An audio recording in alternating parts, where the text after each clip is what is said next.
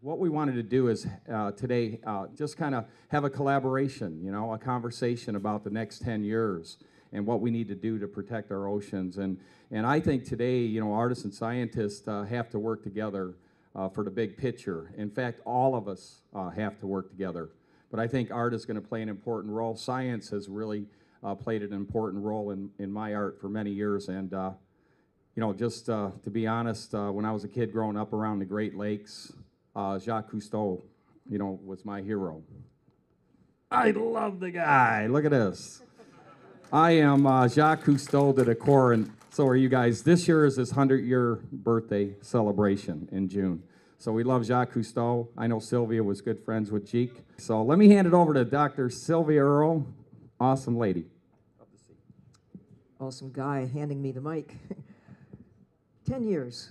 Why is this little piece of time so important? Well, I have thought about it a lot because thinking back over the last 50 or so years, more has been learned about the ocean than during all preceding history. When I was a kid, the great mountain chains that run like backbones down the Atlantic, Pacific, and Indian Ocean had not yet been defined. We knew there was some stuff out there, but the whole idea that there were the longest geological formation on Earth is out there under the ocean. We didn't know about plate tectonics, seafloor spreading, that continents actually move around. When Rachel Carson wrote The Sea Around Us, published in the early 1950s, about the same time that Silent World came out.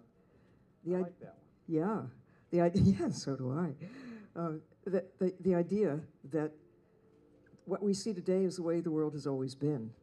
Now we know differently. We know that over 4.5 billion years, Earth has really changed a lot. And the continents have moved around. Oceans have come and gone. The Atlantic Ocean has come and gone over the years, over the ages. And it's only now, this distillation of history, of life on Earth, as well as rocks and water, the existence of life, is there a planet that truly works in a way that is suitable for the likes of us?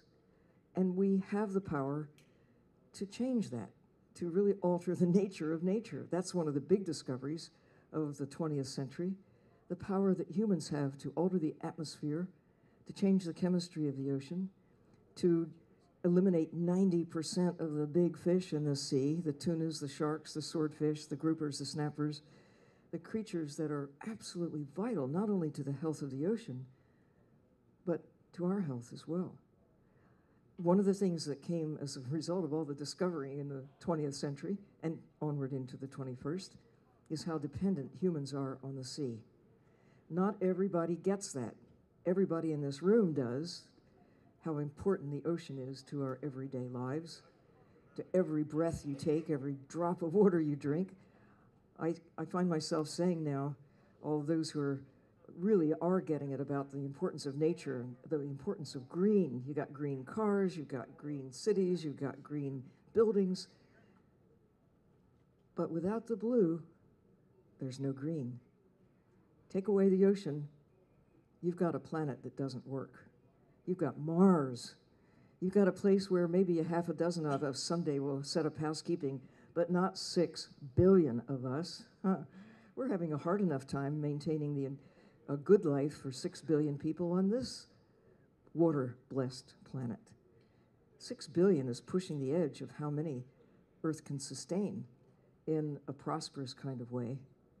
So why 10 years? Well, for the first time, we're beginning to get it, that there are limits to what we can get away with. How many fish can we take out of the sea and still have an ocean that works? How much can we put into the sea and still have an ocean that works? What can we do to the atmosphere? How much carbon dioxide can we allow to escape into the atmosphere and have a planet that works in our favor?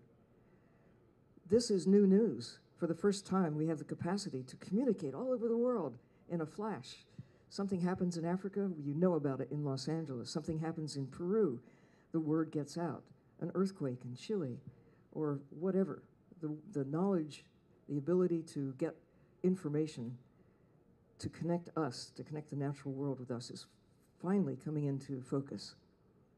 there isn't much time to use this knowledge to do what it takes to stabilize the decline of the natural systems that largely has happened in the last few centuries, in the last few decades especially, and the pace is picking up. We're losing the opportunity to stabilize sharks, tunas, swordfish, coral reefs, to try to have a retreat of the dead zones that have cropped up by the dozens in coastal areas all over the world. So for the first time, we know that there's a problem.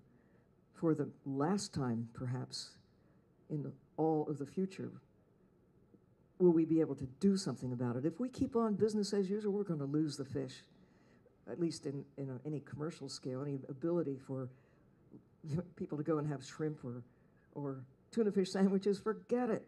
It's not going to happen if we continue doing what we're doing, business as usual. But we have a chance. We still have 10%, maybe 5%, maybe only 2% of the bluefin tuna left in the North Atlantic Ocean. The South Pacific is not much better. How few can there be and still have the opportunity for them to recover?